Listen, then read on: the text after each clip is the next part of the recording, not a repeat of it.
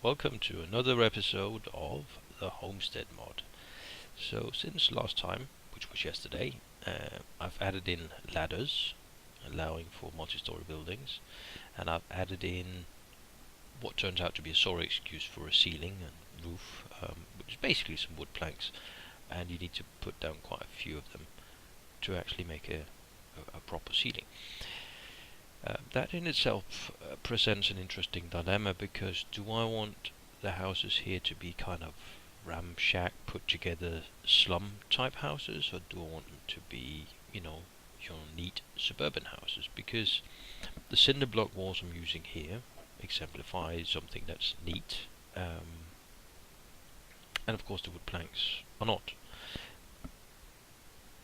Interesting to think about, and maybe in the end state I'll do both.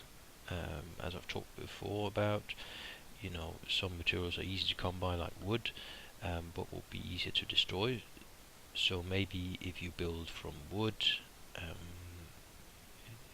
you get the ramshack kind of look, and if you build from cinder blocks or stone or whatever I come up with, there's a more neat kind of looking house to be built, and it'd be fluid because you could mix and match the materials as you want. By the way, health and safety, where I'm from, the UK, it would not allow the kind of working I'm doing here, and I actually do fall down in one place.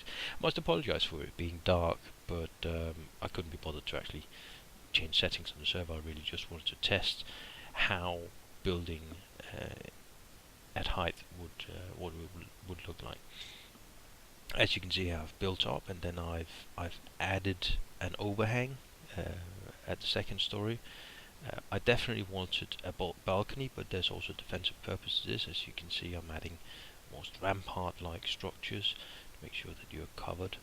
But more about that later. I'll give you the grand tour. So, as you can see, it's progressing neatly. I've changed the way you place things. It's completely free how you place things, and I want to change that into more of a restrictive way of placing things. Snapping, I've been considering putting down foundations, but anyway, time for the grand tour. So as you can see, 2 stories, at the lower end a gate and then a door. The gates, by the way, at the moment are indestructible, as you can see in a bit. So this is the second floor, where you have a shooting gallery, you can play on the couch, cover yourself. Just changing a couple of things here to make sure that when you're observing enemies coming in, you're still covered. But that was the first floor, kind of with the defensive floor. This is my bedroom. There's a door out to a balcony, which also of course serves a defensive purpose. But I did consider making it go all the way around the house, but whatever. Anyway, that's a nice little building. Let's blow it up and see what happens. I've blown up everything I've shown you so far, and this is going to be no different. So what I'm going to do is put a couple of satchel charges around the building. I'm going to put one on every floor.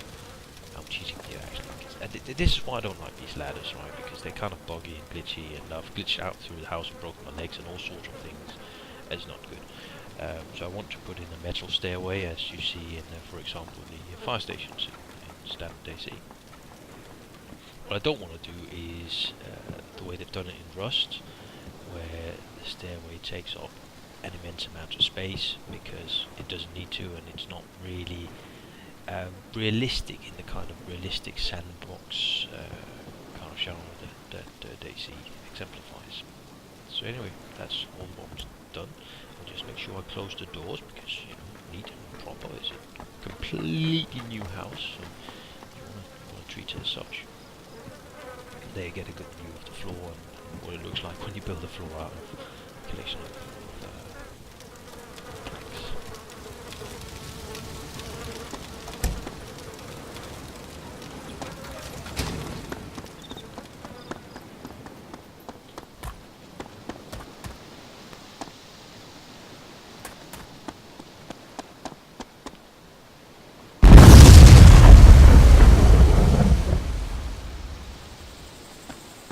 And as you can see, the wood planks are indestructible, front gate is indestructible, but everything else is kind of blown up.